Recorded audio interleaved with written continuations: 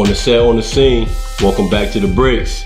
As usual, Ken Boyer alongside me, Mr. One Time, Michael Lewis, broadcast from BPR Studios. We're back. Now, Mike, this past weekend, NCAA March Madness, great games that took place, Syracuse and Marquette, and the one, a lot of people were talking about Michigan and the Florida Gators. Michigan thumping Florida 79-59.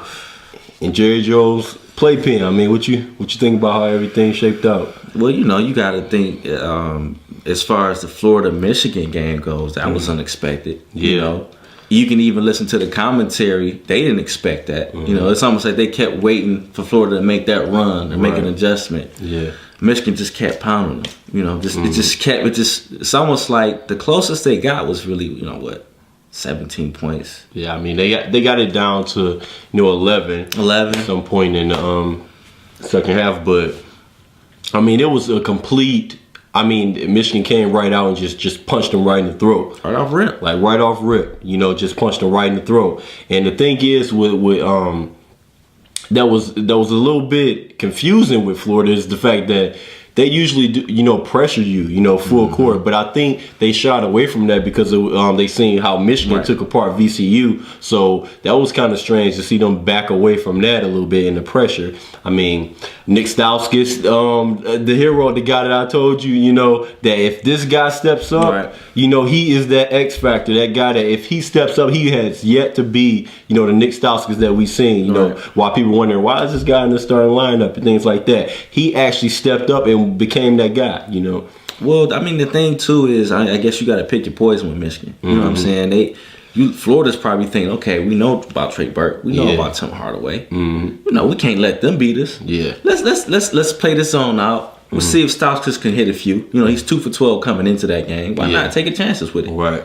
He ends up lighting them up. Yeah. So it's like, if they make 1 or 2, okay, we'll live with it. The dude made 6. Yeah, straight in a row. I mean, that was crazy. I mean, the thing is, Mitch McGary, he didn't have the 25-point, 14 rebound type game, but he still was solid. You know what I mean? Close to a double, 9 rebounds, 1 off. Could have had it. Trey Burke, actually, I was watching when Trey Burke snatched one of the rebounds at the end to keep him getting his double. Yeah. But it was all in momentum. Didn't need anything. Glenn Robinson III had a couple impressive dunks and everything like that. But Florida just never seemed to have like an answer for Michigan. The thing is, with Michigan, they don't turn the ball over. Right. So it's very difficult when you are a defense or even an offense predicated on the other team's, offensive ability to, maintain possession. That starts up your offense. If that's the engine that, and the gas that propels your offense, then, I mean, you're going to have a problem with a team like Michigan who don't turn over the ball. They have the best backcourt in the country. Yeah. It was just a complete thumping. You know what I mean? And as we look ahead now into the Syracuse game in the Final Four matchup, good one, man. I mean, how do you feel like do you feel like Syracuse would be able to put a halt to that Wolverines momentum? I'm not gonna say they're gonna put a halt, but this is really, to me, this is the championship game. I feel like if you get past Syracuse, I mean, you go against Louisville, Wichita State. To me, I think they have a real shot to win it. Yeah. Just get past Syracuse. The thing is with Syracuse, about that 2-3 zone, man. They play it the whole game. Yeah. They got a big backcourt. Michael Carter-Williams is 6'6". Brandon Trish is 6'2", 6'3".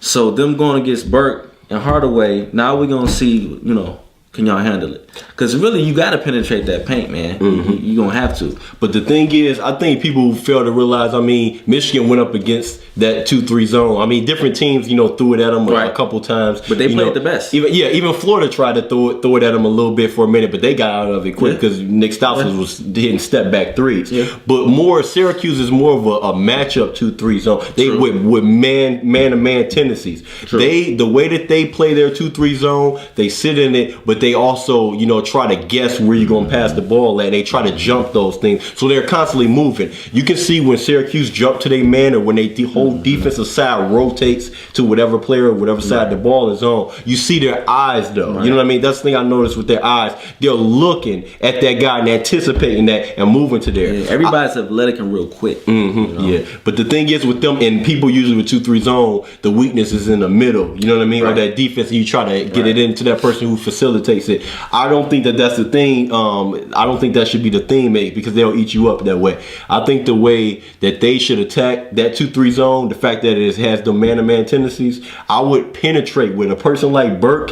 He should be penetrating, but not more so to facilitate like he usually does, but go in there looking to score, to hit either that mid-range shot, you know, or go all the way aggressively to the basket. And I watched them, Syracuse, they all collapse towards, you know what I mean, from outside and to the rebound. But with Mitch McGary in there and active Glenn Robinson III, they're going to eat them up on those boards when they do that. If Trey Burke attacks that, you know, from the point guard position, you know, because they have those man tendencies before they close in. I think that's the best way to do it. And I think they'll eat up Syracuse. If Syracuse come at them with that thing, the only thing difference is with Syracuse from like a VCU or Florida who, you know, who might, you know, try to detour from their plan of action, they're going to be more like how VCU was on that end, is they're not stopping. They're going to keep it coming. And the thing is, Jim Bohan, like, he knows how to use different variations in that within that 2-3 zone. So they'll change it up a little bit, give them different looks, but they're not going to stop doing it. I mean, who knows, too? You know, after seeing film on what they did to Florida, who knows what Jim Boeheim will have up his sleeve. You know, look at what Stauskas did. Yeah. Did nobody see that coming? I know I didn't.